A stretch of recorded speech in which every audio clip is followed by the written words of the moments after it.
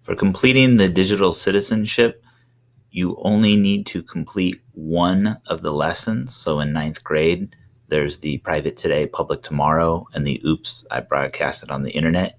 You only need to choose one of those two. The additional resources are here for you if you want to include those.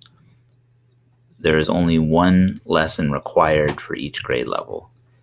If for some reason you find a lesson at another grade level that you really want to use, you are welcome to do that, as our digital citizenship will look different for next year. You can go to the website, which is Common Sense Media, by clicking here. You can create a free account if you wish. You do not have to. They have the videos here that you can use. You can also download in Spanish if you need access to Spanish materials. And there's also Nearpod if you are interested in using that. The PDF is available just by clicking on Lesson PDF and clicking on the link. It will take you to Google Drive where you have access to the PDF that you can print out. It tells you all the material or all the instructions. And if you scroll down, you'll find the printable materials for students. Again, there are other additional resources, just some videos and other things like the vocabulary video available on YouTube. So you can take a look at those and decide if you want to include them. If you scroll down to the bottom of the hyperdoc here, there is a link to the Google form. This is where you're going to submit, once you are done, who you gave the lesson with, when you gave it, and your class roster. So here you'll just fill it out by putting in your name, your email, and the school site that you're at, what class you gave it in or the subject that you teach. You'll enter in the month and the day and the year. And these are checkboxes, meaning you can select more than one. So if you're one of the teachers that is doing it because your subject is in charge of it, you can select all the periods that you gave the lesson in. If you didn't do it in a prep period, you can leave that one empty.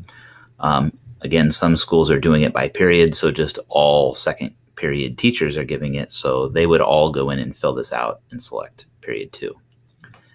Here you're going to say what lesson you did. If you did more than one, again, you can select more than one, but if you just did the one, just leave that checked. If you did something that isn't listed here, you can check other and then type in the title of what that lesson was. You have 2 options for giving your attendance. You can either get students' names and copy and paste them in here, or you can do a roster upload. So if you're able to download the roster from Synergy, you can then go to Add File and select it from your computer. Or if you have it saved in your Google Drive, you can go into your Google Drive, get your class roster, and upload it right here.